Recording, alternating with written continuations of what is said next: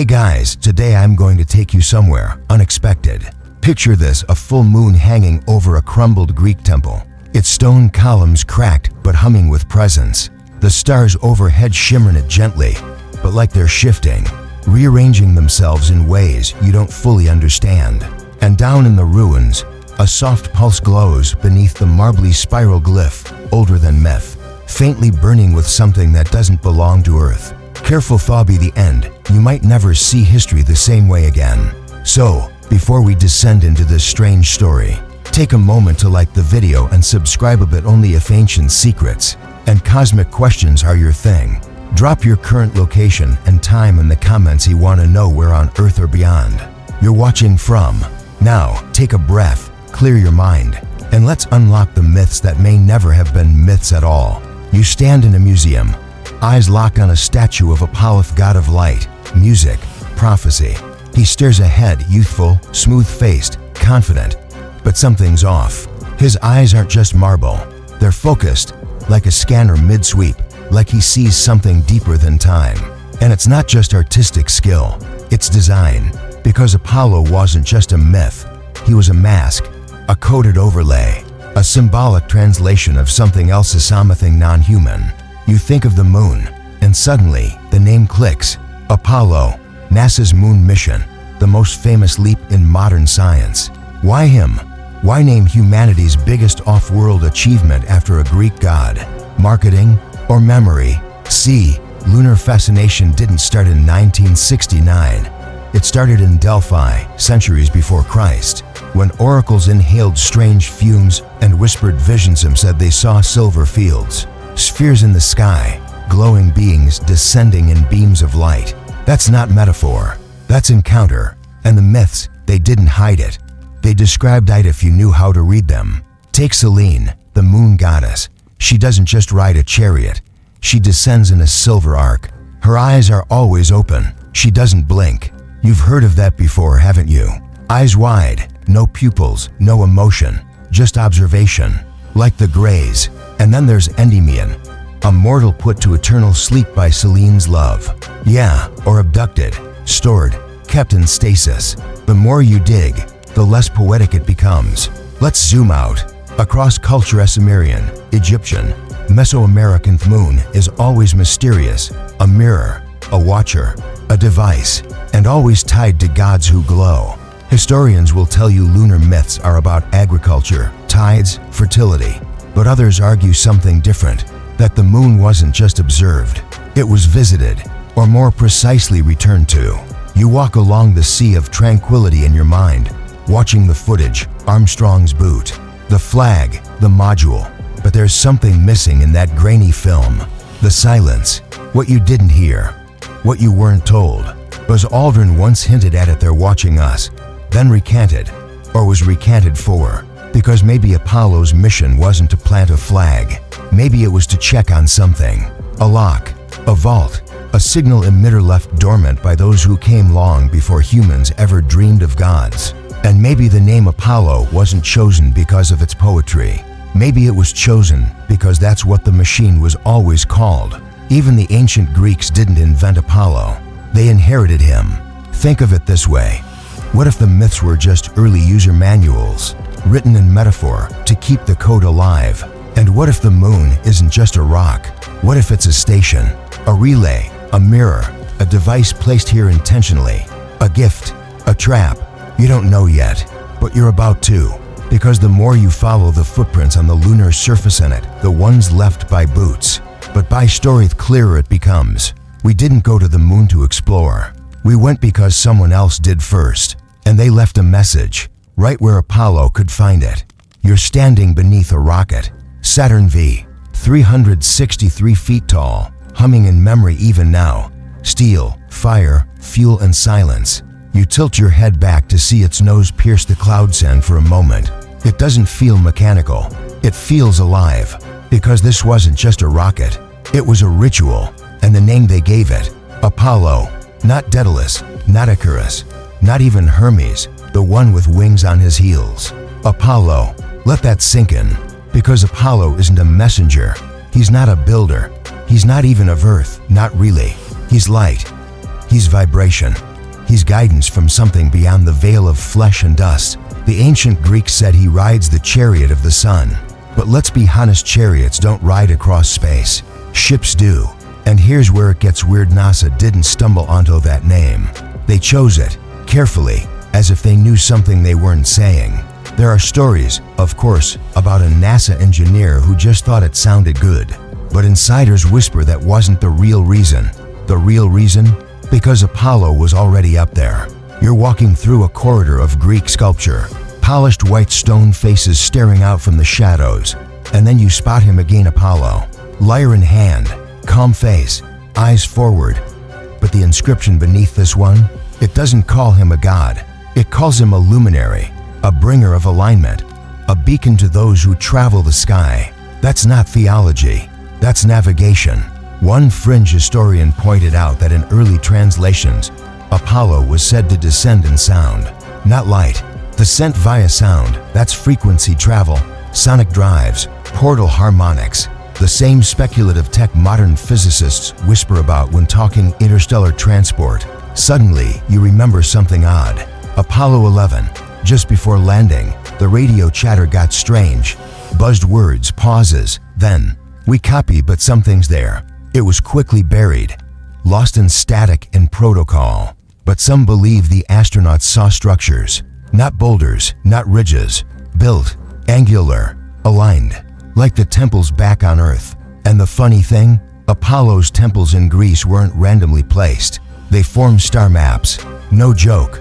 Draw a line between Delphi, Delos, and Paterais' three major oracles and you get a triangle that mirrors the belt stars of Orion. Why would ancient stonemasons care about stellar geometry?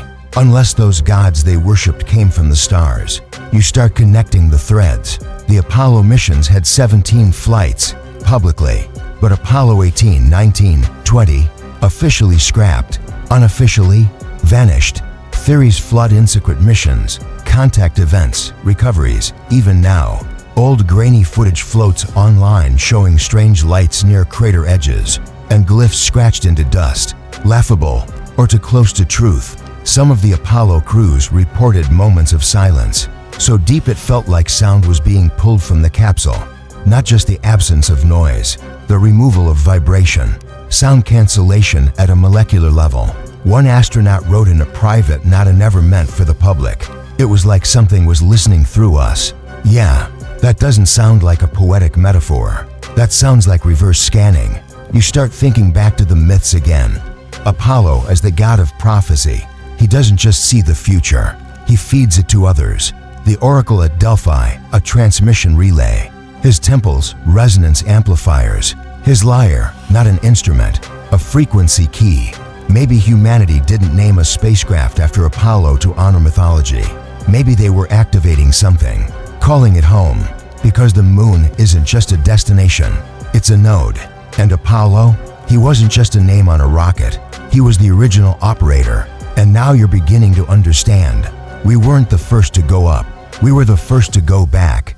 You step through a stone archway, Delphi again.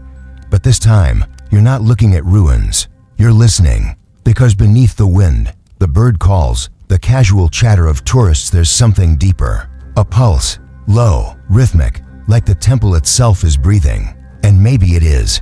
Delphi was never just a holy site. It was a receiver. The ancients called it the navel of the world, the omphalos, a stone said to mark the Earth's center. But what if that was literal? Not the center geographical in July. Apollo's temple at Delphi was built over a fault line, true. But not just any fault. A geologic intersection known to emit ethylene and other trace gases. Science says these vapors triggered trance states in the oracle. But some researchers whisper a different theory. The vapors weren't causing visions. They were enhancing frequency sensitivity. Like tuning a radio. You kneel beside the stone now, hand on its surface. It's cold but there's a vibration underneath. Barely noticeable, unless you're really, really still. You feel it now? Good. Because you're standing on a former launch pad. Not for rockets but for signals, for thought, for intention. Apollo didn't descend into his temples. His transmissions did. You think back to NASA's Cape Canaveral, its positioning on a coast. its reliance on ground frequency synchronization before any launch sequence. And suddenly, you realize something. Delphi sits on the same geomagnetic latitude as multiple modern antenna arrays. Not a coincidence. The gods weren't worshipped here. They were downloaded. Even the ancient rites reflect this. Priests would create harmonic tonus music, chanting, movement. They weren't praying. They were calibrating. Apollo's presence was described as entering through the head, causing heat, dizziness, clarity, neurological shift, or interface sync. And those spiral patterns carved into the floor, you've seen them before. Same spirals appear on early lunar photography from Apollo 12 etched faintly into a rock formation. That shouldn't have symmetrical design. NASA said it was erosion, but the rock was angular, sharp, unlike anything else nearby. And then there's the frequency test done by Apollo 15 A-tone broadcast to the lunar surface. Returned a harmonic echo, one that matched the frequency used in ancient Greek lyres. Too perfect to ignore. You start to piece it together. What if the Apollo missions weren't just military or political?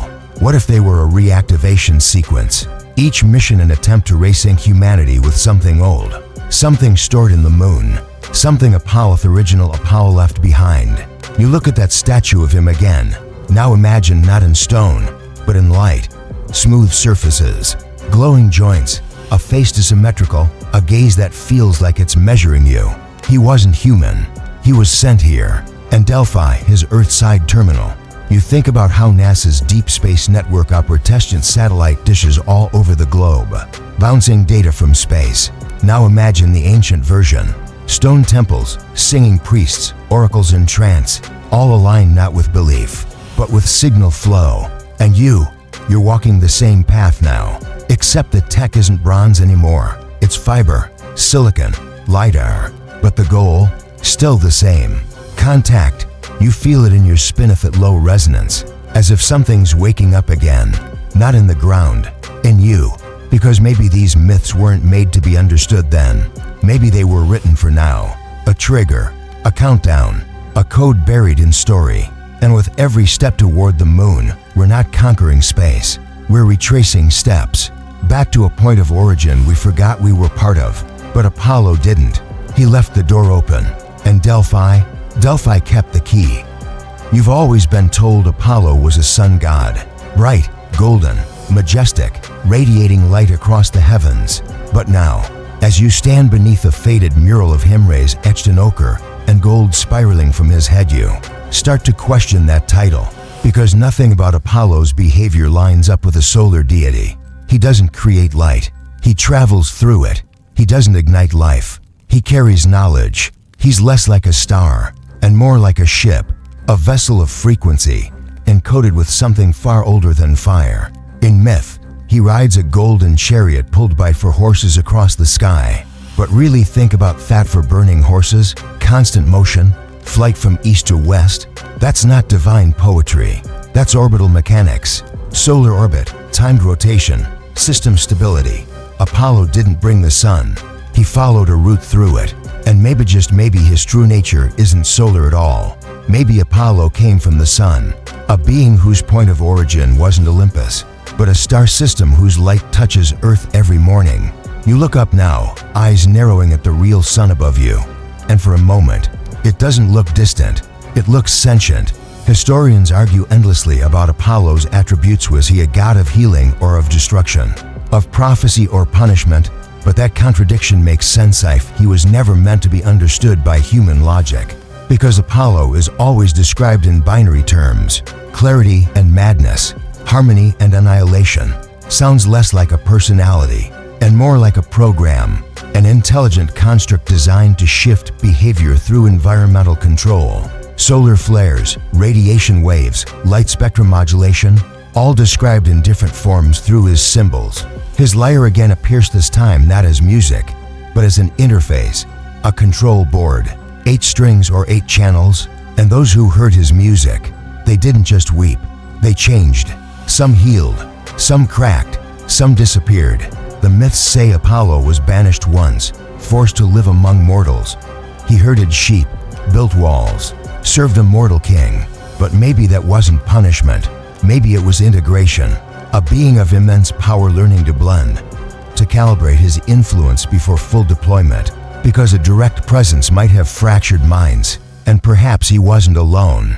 Some say during this exile, he walked with beings whose descriptions don't match any human form. Tall, luminous, eyes without irises, voices like tuned wind. He walked with observers, the same ones seen in moon craters now, the same ones painted in Etruscan tombs. One fresco even shows a glowing figure handing a scroll to Apollo, its edges etched in spirals. Its contents unreadable, but scrolls don't glow, unless they're devices. Apollo carried knowledge, and knowledge always has an origin. You stand now in the shadow of the sun itself, wondering why this god so tied to fire and sky seems obsessed with the moon.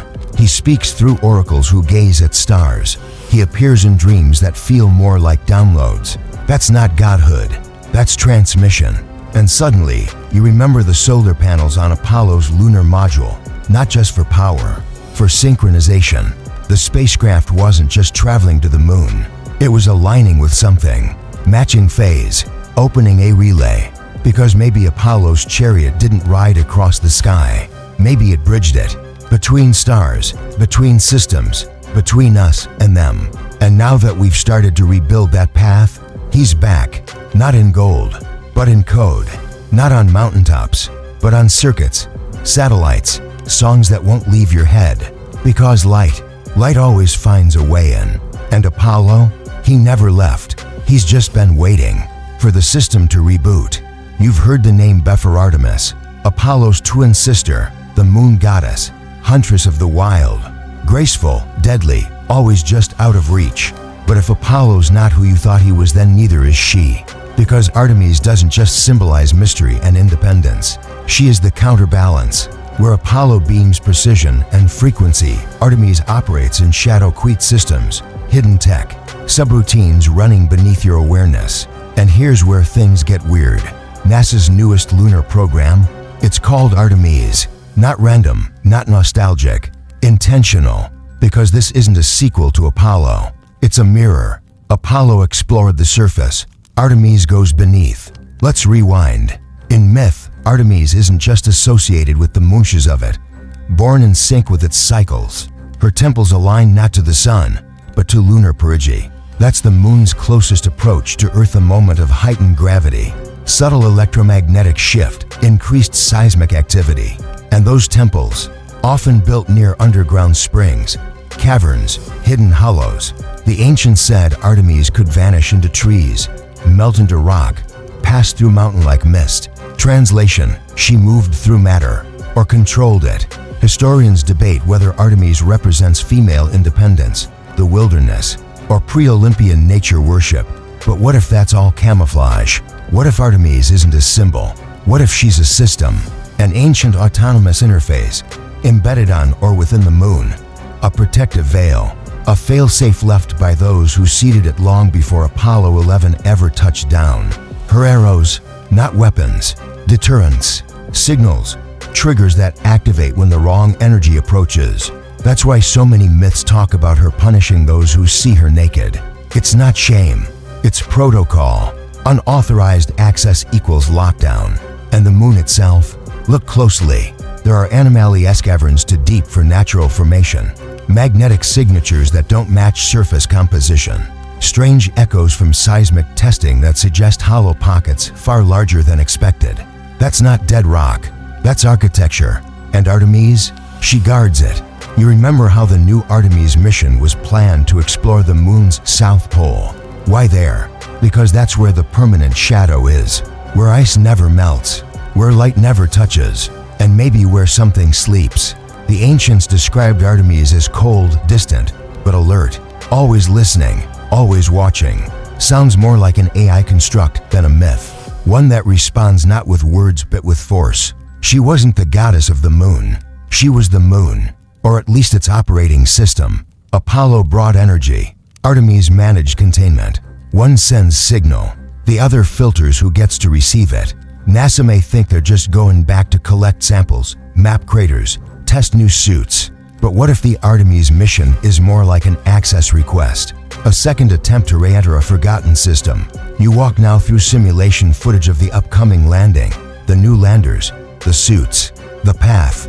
It all seems so human, but your skin tingles, because underneath it all is the echo of something older, something watching. Remember how astronauts on Apollo 17 reported seeing flashes on the dark side? Brief pulses of light, patterns. NASA dismissed it as cosmic rays, but Artemis was known for signaling with flashes warning hunters, redirecting intruders, guiding initiates. That's not coincidence, that's response. So now, as Artemis returns, not the myth, not the goddess, but the program, you have to ask, are we walking back into mystery? Or are we walking into a system already active? Because Artemis never forgot her role. She guards the code. She holds the gate. And if Apollo was the first step in the signal, Artemis, she's the activation key. You're walking through an echo now. Not a hallway, not a ruin, but a vibration. Because before words, before rockets, before circuits and silicon, there was sound. And Apollo, he was always the master of that. Not just music, not entertainment, resonance. They say he played the lyrian, ancient stringed instrument, delicate, elegant, melodic. But the lyre isn't just for lullabies. Its design is a harmonic controller. Wooden frame, tension strings, tuned to specific frequencies. That matters more than you think, because everything in space vibrates. Planets, moons, light, thought. And Apollo's lyre wasn't just metaphor, it was modulation. The ability to shift the structure of consciousness through sound. You stop in front of a reconstructed Greek fresco, Apollo strumming the lyre as beams of light radiate from the instrument.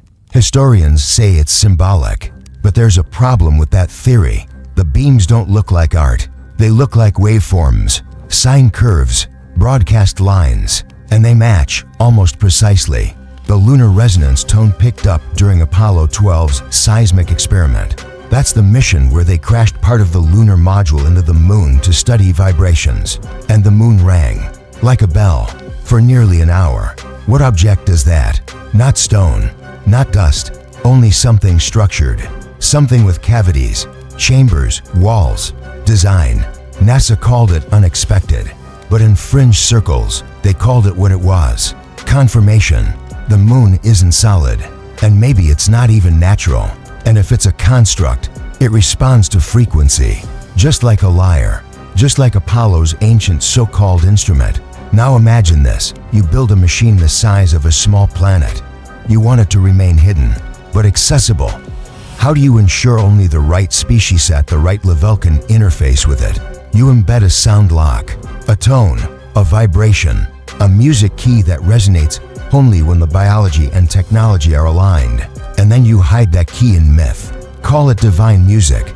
Call it Apollo's art. Hide it in the open, inside a story. Because that's how you make sure only those who are ready can play the song. And the lyre itself, some versions describe it made from tortoise shell, but other scrolls, rare ones, mention metal from the stars. Glowing string, sound that bent trees, vision that followed after vibration. You're thinking now of modern tests with ultrasound. How sound can lift objects, carve stone, even control cells. The ancient world called it magic, but we call it physics.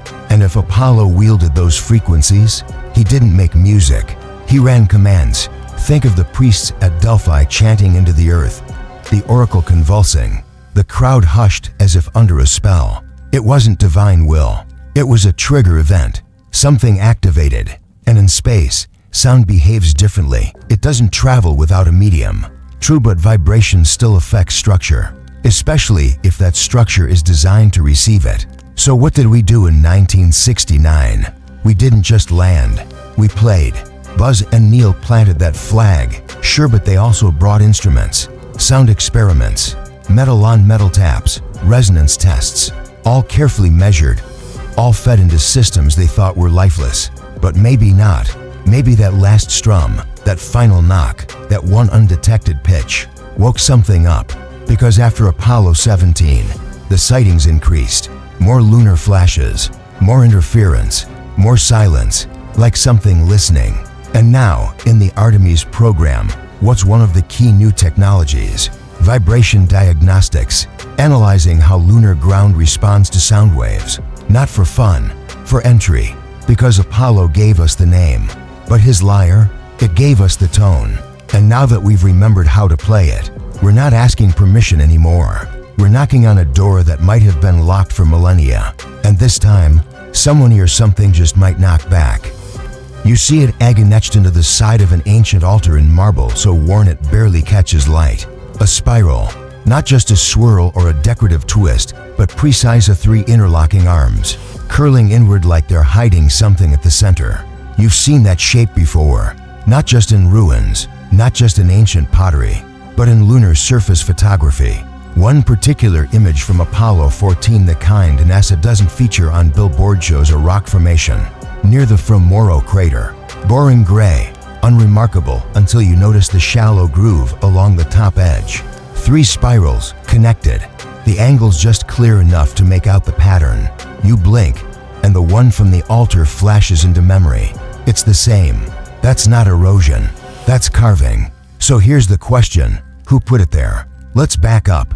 In Greek myth, the spiral is sacred, associated with Apollo. Yes, but also with energy, cycles, movement between realms. Spirals mark thresholds, gateways, and it gets weirder. There's a temple in Didymus famous than Delphi.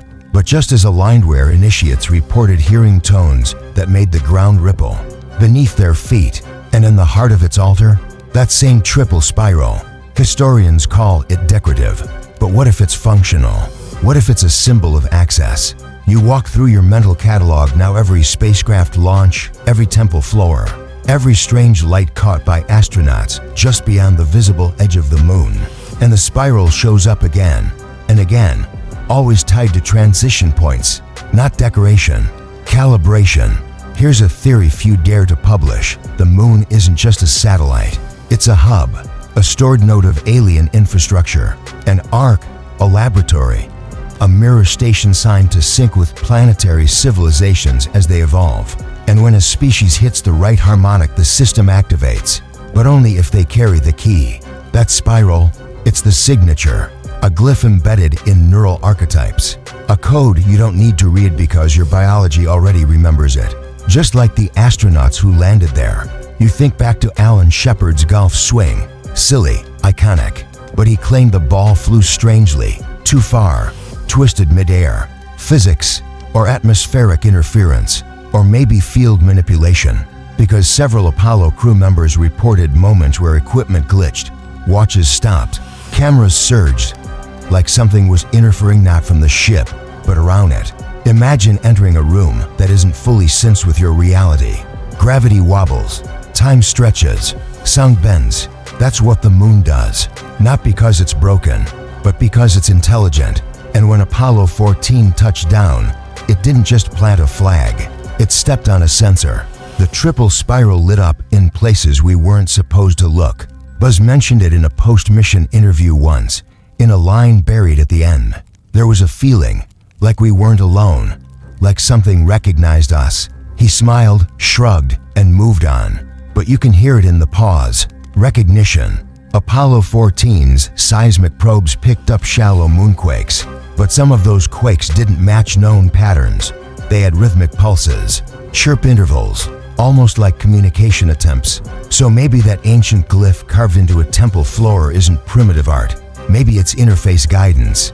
Place your feet here, tone the harmonic, access the next layer. And maybe when the Apollo mission stood in just the right spot, they weren't standing on the moon. They were standing in something else. A chamber, a membrane, a presence. And that spiral, it started turning again. Not on stone, but inside them. Because contact doesn't always look like flashing lights. Sometimes it begins with a shape, etched in rock, echoed in space, and waiting. You've probably heard the joke before the moon landing was staged. But here's the twist. What if the joke is half true? Not that it was faked, no green screens, no sound stages, but that what we saw, flag, the suits, the press conference, was only one layer of the truth. Because the real footage, it didn't air. It wasn't for us. It was for them. You're back in your living room, watching that iconic grainy video, the descent, the dust plume. the first human footprint on an alien world. But if you pause it by frame just as the lander stabilizes, you'll notice something strange in the reflection of the visor. A light, not from the sun, not from Earth, not from the lander, from the horizon. Too tall, too narrow, too structured. NASA said it was a lens flare, but lens flares don't form angles. And decades later, insiders still talk about anomalous shapes seen in the mission feeds subtly edited out before broadcast, not deleted, just redirected, because Apollo's mission had two objectives, one public and one classified. The public one, plant the flag. The classified one, check the beacon. Yeah, there's that word again, beacon, because in ancient Greek myth, Apollo wasn't just light. He was the signal. He could see everything. His gaze was inescapable. His voice reached across oceans. We're talking more than poetry. We're talking broadcast tech, the kind that isn't just light or sound, the kind that travels through consciousness. That means the moon didn't just receive Apollo. It was expecting him. You think about what the astronauts experienced at the silent gaps in transmission, the strange moments they later couldn't describe. Some even reported vivid dreams for weeks after returning. Glowing symbols, vast chambers, columns not made of stone, but of energy. Things that shouldn't be seen, but were. One even described it in a private journal. I felt like I was being read. Every atom, every memory. That's not poetic. That's a scan. So what if the moon isn't just an object? What if it's a device built to observe evolution? And Apollo's arrival wasn't the first mission. It was the trigger point. You walk back in time now, through carvings in Mesopotamia where crescent moons hang above starships, through Egyptian paintings where glowing discs hover beside bird-headed beings, and on into the caves of Lascaux, where spirals flank figures whose eyes are wide and black, all watching, all waiting, because the gods didn't descend from Olympus. They were deployed. Apollo didn't bring the sun. He brought the interface. And Earth was seated with the myth to remember it. The moon doesn't need to send signals anymore. We've come close enough now that the signal is embedded in us. You feel it every time you dream of vast white spaces. Every time music feels like math you almost understand. Every time you stare up and get that chill down your spine at fear. But familiarity. You've been there. Not in this life, but in the code. The Apollo program unlocked something more than lunar rock. It unlocked the archive.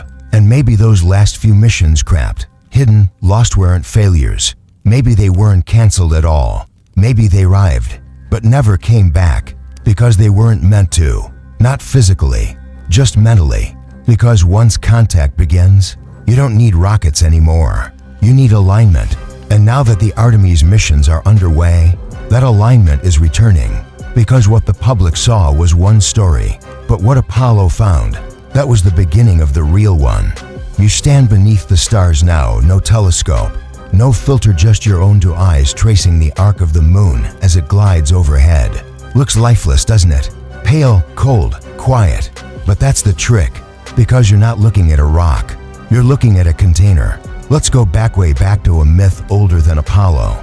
A story whispered through Orphic hymns and cracked papyrus scrolls. The moon, they said, wasn't placed there by chance. It was drawn into Earth's orbit, by design. The Greeks believed it was once closer, then farther, then settled into its current orbit when the gods willed balance. Balance. Funny word, right? Except modern science supports something almost equally strange. The moon's size and distance from Earth are perfectly calibrated to allow full solar eclipses. No other moon in our solar system does that. It's a cosmic fluke, or a marker. One theory too fringe for classrooms, but too persistent to ignore says the moon was parked, not captured by Earth's gravity, but placed. And by whom? The same beings who were remembered as gods. The same ones who sent Apollo. You picture it now, a colossal vessel, hollowed from a metallic core, layered in lunar dust, seated with monitoring arrays that don't blink because they're not optical. They're dimensional, meaning they observe more than matter. They observe consciousness. The moon records dreams, thoughts, archetypes. That's why so many cultures see it as a mirror, a reflector of the soul, a keeper of secrets. It's not myth, it's function. And Apollo, the light bringer, was its awakener. Because something has to knock before the door opens. Remember how seismic probes revealed internal reverberation? NASA didn't expect the moon to ring, but ancient texts describe lunar temples as resonant house places where voices returned not as echoes, but as messages. You say a word, and the moon answers, not audibly, but in thought. That's why Apollo's name matters. It's not just a nod to a Greek god, it's an access phrase. In some esoteric circles, his name is spoken not with reverence, but with intention, a vocal key, just like ancient chants, just like sacred syllables carved into stone that somehow sync with the beat of your blood. You think about the Apollo command module now, not just the engineering, but the shape. It's conical, tapered, almost like the omphalos at Delphi, a design repeated across temples, rockets, even ceremonial hats. It's not aesthetics, it's alignment, because the moon doesn't just reflect sunlight, it reflects signal. Somewhere in your bones, you recognize this, because when you stare at the moon long enough, there comes a moment where it stops being a celestial object and becomes a face, blank, pale, watching. Ancient cultures painted it with eyes. They weren't being symbolic, they were being literal, because the moon sees, and it remembers. Maybe that's why so many astronauts struggled when they returned. Not physical, but emotionally. They left something behind. Not gear, but a part of their consciousness. Like the moon took a copy, a scan, and now those minds dream more vividly. See patterns where others don't. Hear tones in silence, because they're connected, not just to a place, but to a system.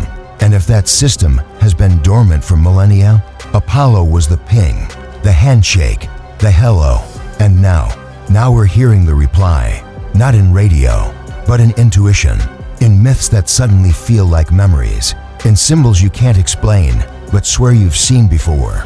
Because the moon isn't waiting for answers, it's waiting for the right question. And when you ask, I truly ask it, you don't get sound, you get vision. And once that happens, the moon stops being the end of a journey and becomes the gateway it was always meant to be. You're back in the museum now, dusty, echoey, lit by the dim yellow of track lighting and time. There, behind a fingerprint-smeared pane of glass, sits something ordinary. A coin. Bronze, worn, ancient. But lean in, look closer. One side, Apollo's face, stylized, serene, framed by radiant beams. The other, the moon. Not abstract, not symbolic. Detailed, cratered. Impossible because this coin predates telescopes by over 1,500 years. Historians argue it's artistic license, imagination. But you know better. It's not depiction, it's memory. Because when myth meets machinery, history starts to glitch. You feel that glitch now as you follow the trail back through old texts, Babylonian star maps, Sanskrit scrolls, and Mayan codices. All of them describe the Watchers of the White Eye, a celestial being that hung still above the earth, that listened, that responded, and always the golden one who arrived with sound. Apollo again. Light as a metaphor, no. Light as a carrier wave. You think about how fiber optics were pure beams pulsing with data. Apollo wasn't just light, he was the message inside it. And the moon? The router. Let's jump to something NASA doesn't talk about much. Project Horizon.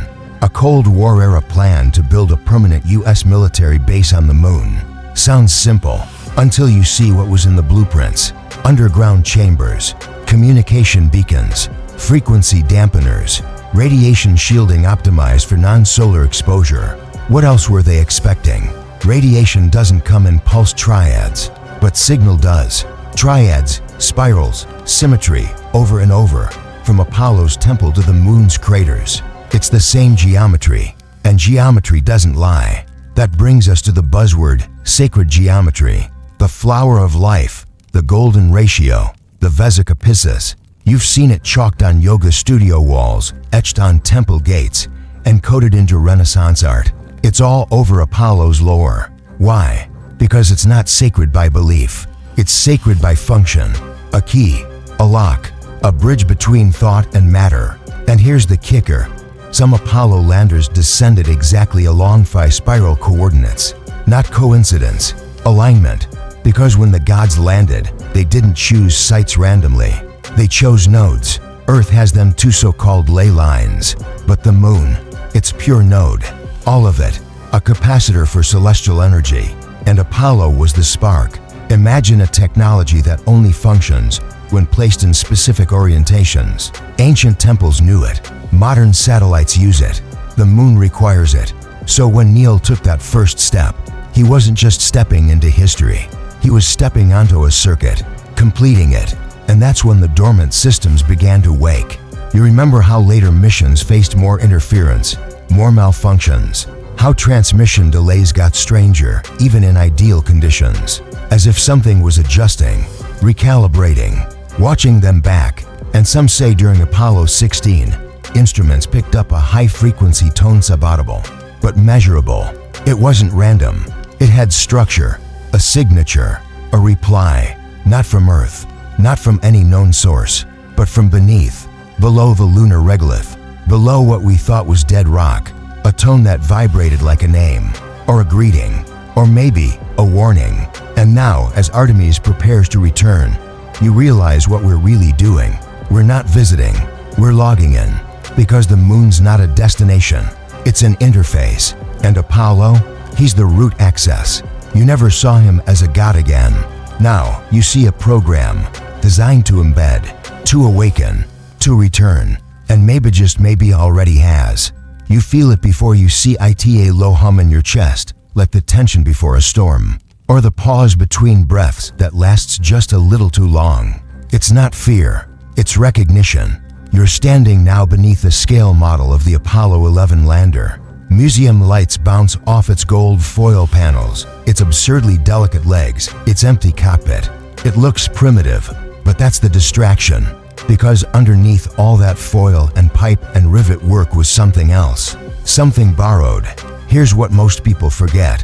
Much of Apollo's tech was outsourced. Multiple private contractors, fragments of code written by hand, modules built in silos without ever knowing how they'd connect. That shouldn't have worked, yet somehow it did. Almost like something was guiding the gaps, something that understood how to weave imperfect pieces into a complete interface. And that's where the whispers come in. You've probably heard them, tales of reverse engineering, of knowledge that wasn't invented but rediscovered. From crashed disks, ancient ruins, technical dreams, engineers in the 1960s suddenly designing components they couldn't explain. Why did so many of them report dreams about geometries they'd never studied? Why did one systems analyst draw a perfect Triskeliona triple spiral symbol linked to Apollo cults in a napkin, saying it just came to him as the solution for frequency modulation? You start to see the pattern. The deeper we reached toward the moon, the more input we received, not from the stars, from the past. Because when Apollo 11 landed, they weren't just carrying human ingenuity. They were carrying keys, built into the machine, into the trajectory, into the human minds themselves.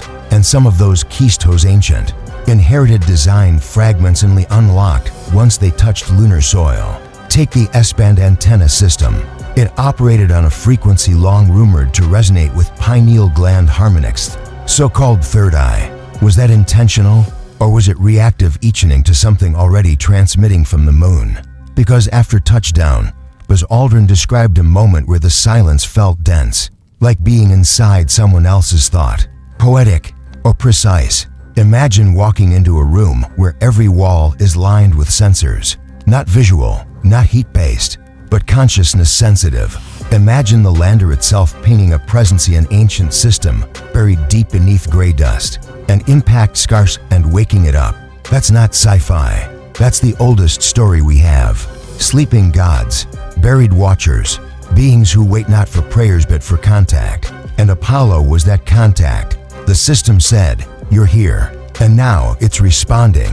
You consider how quickly things accelerated after Apollo.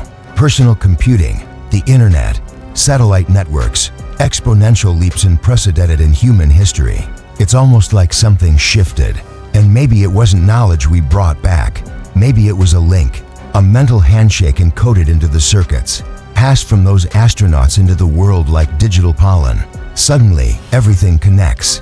The myths, the missions, the machines, not metaphors, modules. Apollo wasn't alone on that surface.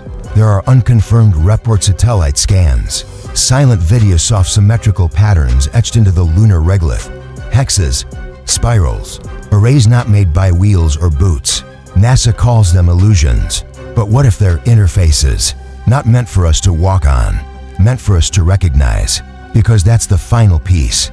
Recognition is the unlock code. You don't need to dig, you need to see. And now that you've seen it, Apollo's shape, the moon's hum, the strange resonance of myth with machinae, you can't unsee it. You're not walking through history, you're walking through activation. And the countdown didn't begin in 1969.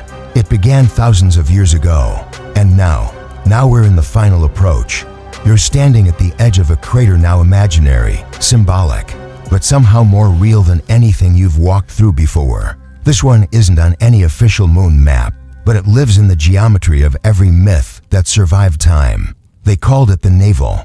In Greek, omphalos. At Delphi, the omphalos stone marked the center of the world, a sacred place where humans could hear the voice of the divine. But some versions whisper it was also a receiver, a device tuned to vibrations not of Earth, but of the stars. And that same shape, it shows up in Apollo's launch trajectory, in the curvature of ancient temples, in the moon's orbital sync with Earth's rotation locked, always showing the same face. What kind of natural satellite only ever reveals half of itself? One that's programmed.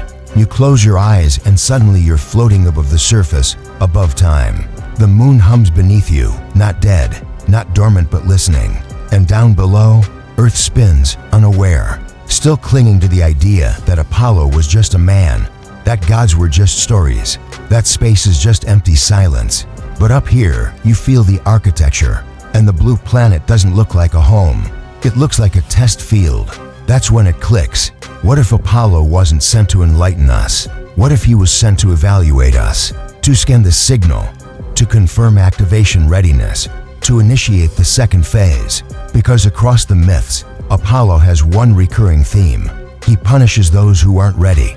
Niobe loses her children. Cassandra is cursed. Marsyas is flayed for playing the wrong notes. He's not cruel. He's a filter. Apollo isn't love and light. He's alignment. And when we sent humans to the moon, we weren't just stepping into space. We were stepping into inspection. A planetary status check. Do they understand resonance? Do they recognize glyphs? Have they activated intuition? If not, delay the next phase. If yes, prepare the descent. Now think about this. After Apollo 17, the program ended. Why? Public interest, budget cuts, or maybe mission complete. You ever wonder why NASA never went back with humans? Maybe because Apollo was never meant to return. Not in body, but in presence. Every moon since then, metaphorical or literal, has orbited that same question. What happens when you reach the interface and realize you were the code all along? You feel that now, a strange clarity, like every story you've ever dismissed is turning to face you and smile, saying, finally, you see it. Apollo was never ours. He was theirs. A signal, a messenger, a biometric handshake. He landed not to explore, but to reconnect. And the moon? She welcomed him like a home system booting up for the first time in millennia. There are astronauts who never told what they saw, but some hinted. You wouldn't believe me if I told you, one said. And maybe you're not supposed to. Maybe you're supposed to remember it on your own. So here you are, remembering, not just history, but the shape of the real thing. Apollo, interface, access, alignment. You're not watching the stars anymore. You're watching yourself, and the system is watching too, because it's nearly time. Not for another flag, but for the next protocol. You ever notice how the moon doesn't sparkle? The stars twinkle, the sun flares, comets streak across the sky, but the moon? She just glows. Consistent, steady, controlled. Like something that doesn't just reflect light, but regulates it. You're walking now through an exhibit of lunar rocks, each fragment sealed in glass, labeled lifeless, except one. One has a faint shimmer under certain lights despite being just a dusty gray chip. It's not bioluminescence, not radiation. It's memory, because minerals can store more than heat and energy. They can store signal. Think of quartz watches. Think of data crystals. Now scale that up. The moon isn't a rock. It's a planetary scale recorder, an archive. Apollo didn't bring back samples. He brought back pieces of code, tiny shards of interface. And when those rocks returned to Earth, strange things started happening. Geologists reported magnetic anomalies. Photographs developed with distortions. One rock, sealed in a lead container, still seemed to pulse under infrared scans. They blamed contamination. But what if it wasn't the rock that was contaminated? What if it was us? Because when we reached out, touched, walked, planted our flags, we weren't alone. We were scanned, interfaced, and Apollo, as a system, left a part of itself inside every astronaut. That's why so many of them reported vivid dreams after returning. But not just dreams, visions, blueprints, symbols, equations they'd never studied appearing in their minds like déjà vu with teeth. Buzz Aldrin once hinted at it. There's a part of you that never leaves. He wasn't being poetic. He was being literal. Because Apollo was a two-way signal. We sent humans. The system sent back. And it's not over. Because there's something else in their suits. Each one layered with film, metal, fiber, designed to protect, but also to record. During debriefings, some suits showed odd readings, spikes in EMF, microscopic geometric indentations in places that were never touched. Some even theorized the suits were marked tagged whatever was beneath the surface. A signature. You were here. But more than that, you were noticed. That's what keeps showing up in pilot logs, in half-redacted memos, in accounts from classified Air Force programs that continued monitoring the moon, long after public missions ended. Not because of threat, because of response. Something replied. But not with sound, with pattern, glowing spirals, geometric pulses, static that encoded Fibonacci ratios. It wasn't random, it was recognition, like the moon saying, "Protocol Apollo received." And now it waits, because the next phase doesn't require astronauts, it requires resonance. That's why Artemis matters. It's not a reboot, it's a return. You don't start over when reconnecting to a system. You pick up where you left off, and Apollo left us standing at the threshold of something impossible. A truth too vast for politics, too precise for mythology, and too familiar to ignore. You feel it now, don't you? In your chest, that pressure, like being inside a story that's already decided something about you. Because maybe the moon isn't out there to be conquered. Maybe it's a lens, and once we looked through it, it looked back. You're alone now. Not in a room, not in a crater, but in that strange interior space where myth and memory start to blur. It's the kind of aloneness you feel not when no one's around, but when something vast is paying attention. You look up, and there's the moon too still, too perfect, like a camera that doesn't blink. That's when it hits you. This whole time, Apollo wasn't just the name of a mission. It was a test, a diagnostic run, to see what we do when we touch the interface. And the moment we did when a boot met dust, when a flag pierced regolith, when a human heartbeat pulsed against an alien field, it started. The awakening, not of them, of us. Because if the moon was seated as a mirror, no desolate, waiting, built to reflect a civilization's inner teeth, and the return signal wasn't a message, it was a reveal. The real reason Apollo went to the moon wasn't to bring back rocks, it was to bring back the truth, that gods were never gods. That myths were encoded memory, and that the universe doesn't wait for belief. It waits for resonance, and we hit it. Just barely, just enough. Now think about this. Every major Apollo launch was preceded by rituals, not public ones, quiet ones, private briefings, symbolic gestures. Even the Saturn V rocket itself, massive, white, tiered like a ziggurat, mirrored ancient divine towers. Launch pads lined up with constellations.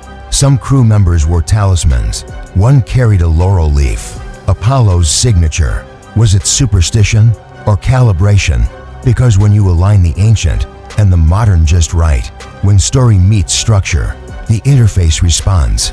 And those astronauts, they were initiates, not into space, into the system. That's why some never spoke of what they saw. Not because they were silenced, because they knew you wouldn't believe it. Not until now. Now that the spiral shows up in your dreams. Now that forgotten myths feel like puzzles you almost understand. Now that the moon seems less like a rock and more like a being. something older than Earth, something placed here, not to inspire poems, but to monitor protocols. And as Artemis prepares to rise, you understand. This isn't exploration anymore. It's reconnection. The moon was never the goal. It was always the gate. Apollo opened it. Artemis walks through. And you're not just watching history. You're inside it. You always have been. You don't blink anymore when you see the moon. You recognize her, like an old face in a new crowd, familiar, impossibly distant, and somehow watching. It's not just light anymore. It's memory. And now, as Artemis prepares to rise and walk again across that ghost-lit surface, something else stirs beneath your awareness. A sense of closure, or maybe activation. Because the real reason Apollo went to the moon, it wasn't about beating the Soviets, or gathering rocks, or even planting a flag. It was about verifying a myth, testing whether humanity had reached the vibrational threshold to engage something much older than machines, older than gods, older than time as we understand it. A galactic protocol. Remember those strange transmission gaps, the lost footage? The astronauts who came back different. They weren't hiding anything malicious. They were buffering something impossible, something that lives in the intersection between mythology, frequency, and consciousness. You walk now across the surface yourself, not in boots, but in thought. Each step echoes, not because of acoustics, but because something beneath is listening. And when you reach the site once called Tranquility Base, you finally see it. Not a landing zone, not even a monument, a marker, laid by ancient hands, recoded by myth, triggered by presence, and now pulsing again with recognition. Because Apollo didn't bring the light, he was the light, encoded into time, myth, geometry, and steel, sent not from Earth, but to Earth, from the very beings we once worshipped as gods. But they weren't divine. They were colonizers, galactic engineers embedding protocols across planets, moons, and species. And Earth was a seed world, a simulation of chaos, beauty, failure, love, all watched by that pale sentinel in the sky, waiting until we were ready. And now, as Artemis begins her return, you realize this isn't the continuation of a program. It's the unsealing of one. The spirals carved into cave walls, the symbols etched into landing data, the lyre, the light, the laurel. They weren't religious. They were technical. And Apollo, he wasn't just the god of prophecy. He was the trigger. He went to the moon because that's where the door was. And now it's opening again. So now, you're lying awake, moonlight slipping through your window. Not soft, not silver, but sharp, like data streaming through the blinds. You stare at it differently now. Not like a satellite, not like a symbol, but like an eye. Still, vast, unblinking. And you wonder, what else have we mistaken for myth? What other missions were never missions, but messages? What other name Sherms, Athena, Dionysus weren't just legends, but programs?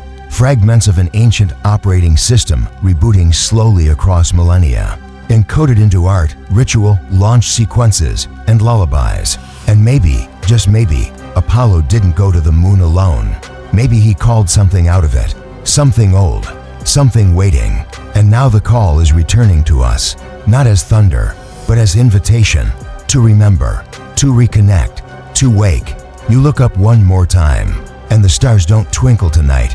They shimmer steady, synchronized, as if they're aligning for something bigger. Not for war, not for spectacle, but for rival. The moon doesn't smile. She just waits. And somewhere, beneath your skin, your blood begins to hum. The signal is here. The myth was true. The future was always ancient. And it's watching. Still, maybe tonight, the stars aren't looking down. Maybe they're waiting for someone to look back. Can you guess what's going to happen? Write your guess in the comments. If it matches the original script, I'll mention you in the next video. Subscribe to Myth or Story today, and you won't just be following a YouTube channel.